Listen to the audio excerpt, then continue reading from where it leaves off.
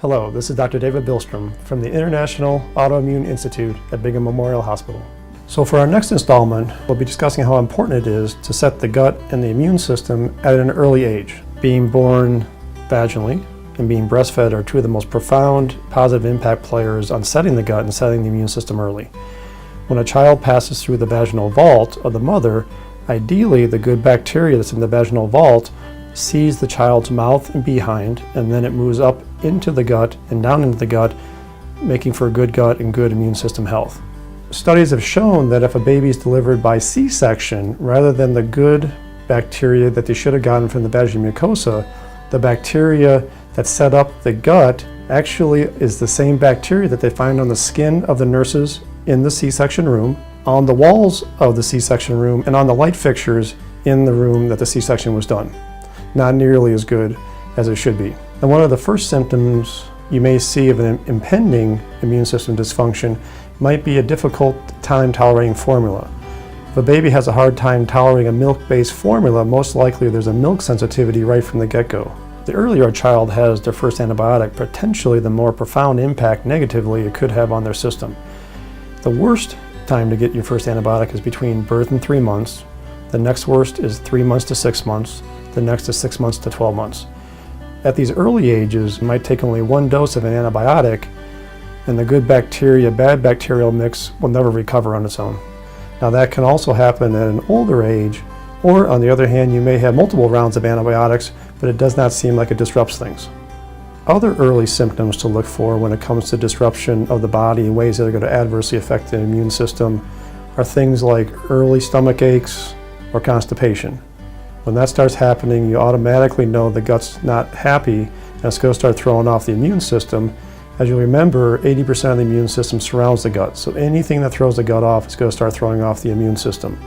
Now when the immune system gets thrown off, then you start seeing things like recurrent ear infections, recurrent strep throats, recurrent sinus infections. You may see mononucleosis, a viral infection, as a teenager. You also may start seeing some upregulated immune system issues like your allergies, your asthma, eczema, autoimmune disease of the skin. Now also, because the gut is the second brain, you may start seeing some brain changes. So one thing you may find is a child who's starting to develop signs of ADD, ADHD. They can't concentrate any longer.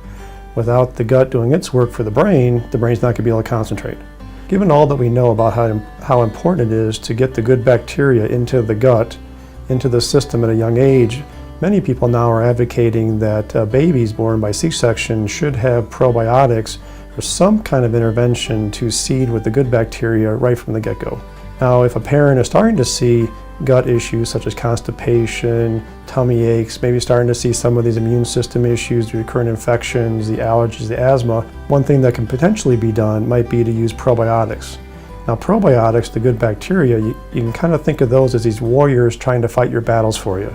And if you want to win your battles, you want as many warriors fighting those battles for you as you can. Also, knowing how foods have an adverse effect on the immune system, and that if you start seeing immune system dysfunction, you pretty much know everybody has a wheat and dairy issue. If you're starting to see this immune dysregulation, a parent may want to go ahead and start trying to avoid the gluten in the dairy and see if the symptoms start getting better. The science tells us that 1 in 4 people have the genes for autoimmune disease.